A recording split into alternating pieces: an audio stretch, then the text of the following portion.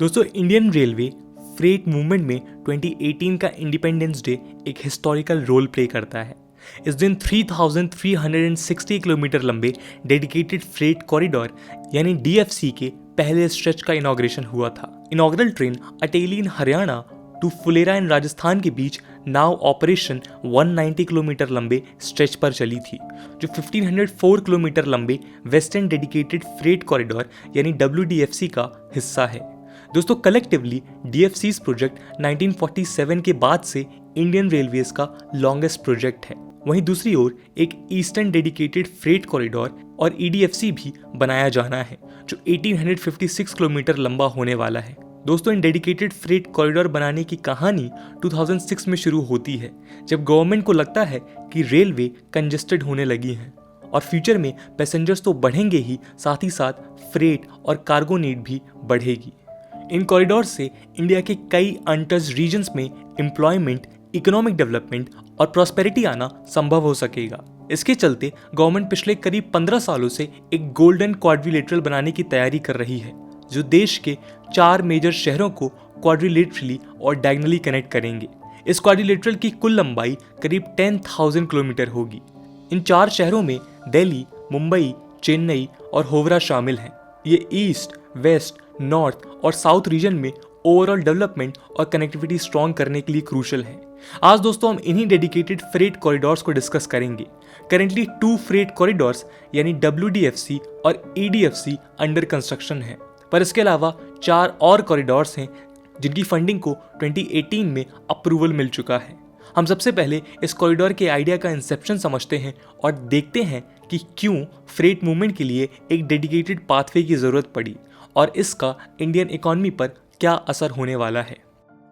दोस्तों, यदि आप स्टडी IQ को रेगुलरली देखते आए हैं तो अब आप एक छोटा सा अमाउंट देके स्टडी IQ को सपोर्ट कर सकते हैं। सिंपली आपको क्या करना है कि इस ज्वाइन बटन को प्रेस करना है और फिर एक छोटा सा अमाउंट देके आप स्टडी IQ चैनल को ज्वाइन कर सकते हैं। तेजी से आर्थिक तरक्की के लिए मॉडर्न और कॉस्ट एफिशिएंट ट्रांसपोर्ट इंफ्रास्ट्रक्चर एक क्रूशल रोल प्ले करता है। ऐसा स्मूथ इंफ्रास्ट्रक्चर न केवल इकोनॉमी की कॉम्पिटिटिवनेस बढ़ाता है, बल्कि इंडस्ट्रियल ग्रोथ भी कैटलाइज करता है।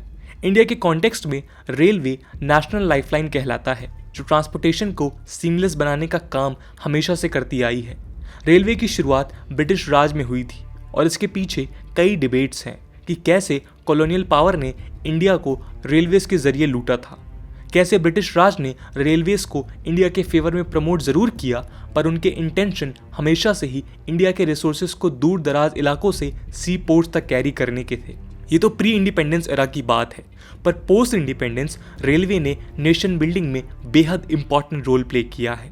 करेंटली इंडियन रेलवेज सालाना करीब 1.2 बिलियन टन फ्रेट ट्रांसपोर्ट करती है और अप्रॉक्सीमेटली 8.4 बिलियन पैसेंजर्स को कैरी करती है। लेकिन दोस्तों, पिछले कुछ दशकों में रेलवेज फ्रेट और पैसेंजर ट्रांसपोर्ट में अपना शेयर लूज कर रही है। रिपोर्टेडली 300 किलोमीटर से बियॉन्ड फ्रेट ट्रांसपोर्ट, जो 2008 में 52% के करीब था, 2019 में केवल 32% रह गया है। इसके लिए नंबर्स ऑफ फैक्टर जिम्मेदार हैं, जैसे रोड इंफ्रास्ट्रक्चर का रैपिड डेवलपमेंट, रोड लॉजिस्टिक्स की ramping up, consumer behaviour change, industrialisation pattern change etcetera. Railways के साइड पर नजर डालें तो हाई टैरिफ्स, लिमिटेड कमर्शियल और मार्केटिंग इनिशिएटिव्स के साथ साथ कैपेसिटी कंस्ट्रेंट से जूझ रही है। कैपेसिटी कंस्ट्रेंट इसलिए बने हैं क्योंकि रेलवे फ्रेट ट्रैफिक ग्रोथ में ज़रूरी इंफ्रास्ट्रक्चर और टेक्नोलॉजिकल अपग्रेडेशन के लिए इन्वेस्टमेंट इनसफिशिएंट है। इसके अलावा दिक्कत ये भी है कि फिलहाल पैसेंजर और फ्रेट ट्रेन्स एक कॉमन नेटवर्क पर ही चलाई जाती हैं, और क्योंकि रेलवे की प्रायोरिटी पैसेंजर ट्रेन्स हैं, फ्रेट ट्रेन्स की ट्रांजिट स्पीड और टाइम एक बहुत बड़ा इशू बनकर सामने आता है। इन्हीं कैपेसिटी लॉक जैम्स को इजी बनाने के लिए मिनिस्ट्री ऑफ रेलवेज इंफ्रास्ट्रक्चर को रैंप अप करने के लिए कई इन्वेस्टमेंट ले रही है। इन्हीं इनिशिएटिव के हिस्से के रूप में 2006 में इंडियन कंपनीज एक्ट 1956 के under dedicated freight corridor corporation of India limited यानी DFCCI को इनकॉर्पोरेट किया गया था। प्लान ये है कि पूरे देश में डेडिकेटेड फ्रेट कॉरिडोर्स कंस्ट्रक्ट किए जाएं, जो इंडियन रेलवेज के पैसेंजर कॉरिडोर को कंजेशन से फ्री करेंगे। और फ्रेट मूवमेंट को स्मूथ बनाएंगे। इसलिए ईस्टर्न और वेस्टर्न डेडिकेटेड फ्रेट कॉरिडोर यानी DFC प्रोजेक्ट्स का इम्प्लीमेंटेशन किया जा रहा है, जो 15 साल पहले कंसीव किए गए थे और इन्हीं के साथ एंटिसिपेट किया गया था कि रेल फ्रेट ट्रांसपोर्ट डिमांड के लिए ये क्वांटम लीप साबित होंगे। DFCs में ट्रेन की लेंथ डबल की जा सकेगी और पंक्चुअलिटी बढ़ाई जाएगी, जिससे कैपेसिटी इन्हांस होगी और रेलवेज को अदर मोड्स ऑफ ट्रांसपोर्ट के मुकाबले कॉम्पिटिटिव एज मिलेगा। इन कॉरिडोर्स का काम जोरों से शुरू है, जबकि WDFC और EDFC के कुछ सेक्शंस ऑलरेडी कमीशन हो चुके हैं। पूरा प्रोजेक्ट जून 2022 तक कमीशन होने की संभावना है। WDFC कॉरिडोर की शुरुआत होती है जवाहरलाल नेहरू पोर्ट ट्रस्ट मुंबई से, जो वडोदरा, अहमदाबाद, पालनपुर, फुलेरा और रेवरी से होते हुए उत्तर प्रदेश के दादरी में खत्म होता है। इस दौरान ये रास्ता 5 स्टेट्स यानी हरियाणा, राजस्थान, गुजरात, महाराष्ट्र और यूपी स्टेट से गुजरता है और दादरी में EDFC से ज्वाइन होता है। दोस्तों, corridor fertilizers, food grains, iron steel, cement और तरह तरह की कमोडिटीज को ट्रांसपोर्ट करेगा। इस कॉरिडोर के साथ साथ लॉजिस्टिक पार्क्स डेवलप करने के लिए भी प्लान्स हैं, स्पेशली कल्याण, उल्हासनगर और वाशी बेलापुर इलाकों में। इनके अलावा वापी, गांधीधाम, जयपुर, दिल्ली NCR में भी पार्क्स बनाए जाने हैं। प्रोजेक्ट में हम देखें कि कौन क्या करेगा तो मई 2013 में L&T और जापानीज फर्म सोजित्स को WDFC की ट्विन ट्रैक लाइन डिज़ाइन और कंस्ट्रक्ट करने के लिए $100.97 मिलियन का 640 किलोमीटर का कॉन्ट्रैक्ट दिया गया था। इसी कंसोर्टियम को एडिशनली $450,000 का कॉन्ट्रैक्ट दिया गया है, जो रेवाड़ी वडोदरा सेक्शन में 915 किलोमीटर लंबे रूट पर 25 kilowatt 50 hertz electrification supply install करेगा। इसके अलावा कॉन्ट्रैक्ट में हिटाची, मिसुई, इंडियन DFCCI और जापानीज काउंटर पार्ट्स के कॉपरेशन से प्रोजेक्ट पूरा किया जाना है। इसी तरह दोस्तों, एक दूसरा कॉरिडोर जो लुधियाना पंजाब से डांकुनी वेस्ट बंगाल को लिंक करेगा, ईस्टर्न डेडिकेटेड फ्रेट कॉरिडोर यानी EDFC कहलाएगा। इसकी कुल लंबाई 1856 किलोमीटर होगी, जिसमें 1409 किलोमीटर की इलेक्ट्रीफाइड डबल ट्रैक सेगमेंट होगा और 447 किलोमीटर का सिंगल ट्रैक सेगमेंट बनाया जाएगा। क्योंकि ट्रैफिक का ओरिजिन और डेस्टिनेशन DFC पर नहीं होगा, जंक्शन अरेंजमेंट ऐसा प्लान किया गया है जो एग्जिस्टिंग इंडियन रेलवेज कॉरिडोर से ट्रैफिक को DFC पर ट्रांसफर करेगा।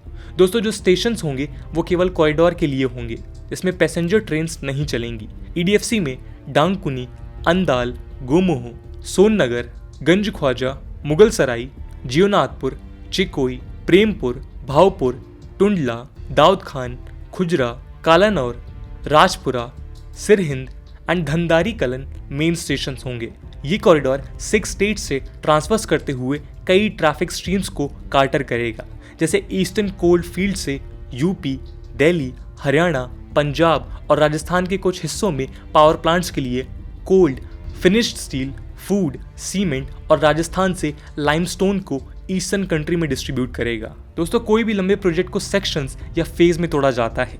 ये जनरली इसलिए किया जाता है ताकि काम तेजी से हो सके। EDFC को भी इसी तरह से 3 सेक्शन में बांटा गया है।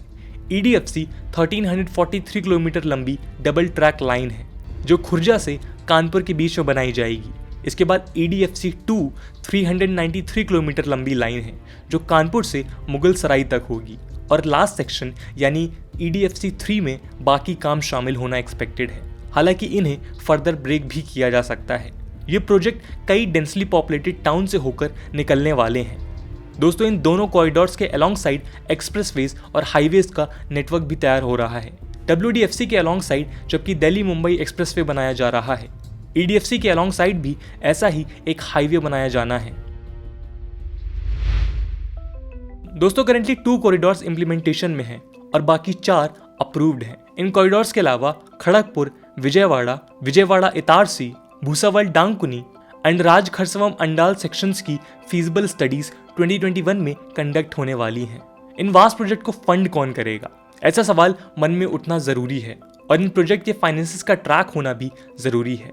इंडिया कितना लोन ले रहा है और अपने रेवेन्यू जनरेशन से कितना फंड कर रहा है, ये समझना भी जरूरी है।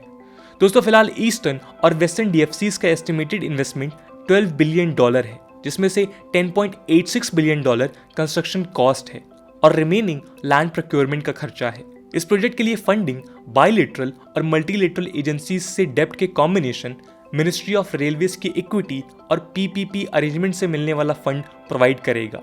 ईडीएफसी के लिए वर्ल्ड बैंक ने 1100 किलोमीटर लेंथ फंड करने के लिए एग्री किया है और अकॉर्डिंगली अक्टूबर 2011 में $975 मिलियन का पहला लोन खुर्जा कानपुर सेक्शन के लिए अलॉट किया था। कानपुर मुगल सराय सेक्शन के लिए दूसरा लोन $1.1 बिलियन दिसंबर 2014 में और थर्ड लोन $650 मिलियन जून 2015 में सैंक्शन किया गया था। Indian ministry of railways 544 million की equity funding Mughal Sarai to Sonnagar के लिए दे रही है। इसी तरह WDFC के लिए 4 to 6 बिलियन का loan Japan international cooperation agency यानी JICA प्रोवाइड कराएगी और बाकी के खर्चे रेलवे मिनिस्ट्री अपने इक्विटी प्रॉफिट से बियर करेगी। इस प्रोसेस में ओवरऑल 645 बिलियन जापानीज येन का लोन एक्सपेक्टेड है, जिसमें से कुछ ट्रांचेस 2009 से 2013 के बीच लिए जा चुके हैं। दोस्तों, इन कॉरिडोर को ग्लोबल स्टैंडर्ड पर तैयार किया जा रहा है, जिसमें अब स्टेशन मास्टर्स द्वारा ऑपरेशंस नहीं होंगे, जबकि along the entire length singling Prayagraj में स्टेट ऑफ द आर्ट से बने ऑपरेशंस कंट्रोल सेंटर कंट्रोल होंगी। ये दुनिया में इस तरह से सबसे बड़े सेंटर्स में से एक होगा। इसके अलावा मेक इन इंडिया एंटरप्राइज के चलते फ्रेंच कंपनी एल्स्टॉम के साथ कोलैबोरेशन से ऐसे पावरफुल लोकोमोटिव्स मैन्युफैक्चर किए जाएंगे जो 6000 टन तक की फ्रेट ट्रेन्स को 75 to 100 किलोमीटर पर आवर पर दौड़ा सकेंगे। इन कॉरिडोर से इकोनॉमी, एनवायरनमेंट और सोसाइटी पर सिग्निफिकेंट फर्क पड़ने वाला है। इंडिया की currently logistic cost 13 to 15% GDP है, जो ये प्रोजेक्ट सिग्निफिकेंटली कम करेंगे और 8% के टारगेट को अचीव करने में बड़ा रोल प्ले करेंगे। इससे ग्लोबल स्टैंडर्ड के बीच का गैप भी कम होगा। दोस्तों, EDFC में train on an average road पर वूपिंग 72 ट्रक्स को कम कर देगी। इससे इंडिया का ओवर क्राउडेड रोड्स और हाईवेज पर लोड तो कम होगा ही, बल्कि रोड सेफ होने के साथ साथ एनवायरमेंटल फ्रेंडली भी हो जाएंगे। एक एग्जांपल है खुर्जा भावपुर सेक्शन, जो रिपोर्टेडली 2022 से 2052 के बीच CO2 एमिशन को 4.2 मिलियन टन्स कम कर देगा। इस तरह से रोड्स पर डीकंजेशन से India billions of rupees save करेगा। WDFC जबकि वेस्टर्न स्टेट्स में पोर्ट कनेक्टिविटी के साथ साथ गुड्स और इंडस्ट्रियल कॉरिडोर्स को सपोर्ट प्रोवाइड करेगा, EDFC लोअर गंगा बेसिन में डेंसली पॉपुलेटेड एरियाज में अंडर प्रिविलेज सिटीजन्स को रेल ट्रांसपोर्ट अफोर्डेबल तरीके से यूज करने की सहूलियत देगा। जब एक डेडिकेटेड कॉरिडोर सिर्फ फ्रेट ट्रांसपोर्ट करेगा तो पैसेंजर ट्रेन्स बढ़ाई जा सकेंगी और पंक्चुअलिटी से लेकर स्टैंडर्ड इंप्रूव किया जाएगा। EDFC में इंडियन गवर्नमेंट $1 बिलियन के अप्रॉक्स इन्वेस्टमेंट के साथ 7 इंटीग्रेटेड मैन्युफैक्चरिंग क्लस्टर्स बनाने का प्लान कर रही है, जो यूपी में एम्प्लॉयमेंट अपॉर्चुनिटीज, हेल्थ, एजुकेशन और अदर सोशल सर्विसेज प्रोवाइड करेगा। इन कॉरिडोर्स के अलावा 4 और कॉरिडोर्स हैं जो जनवरी 2018 में अप्रूव किए गए हैं।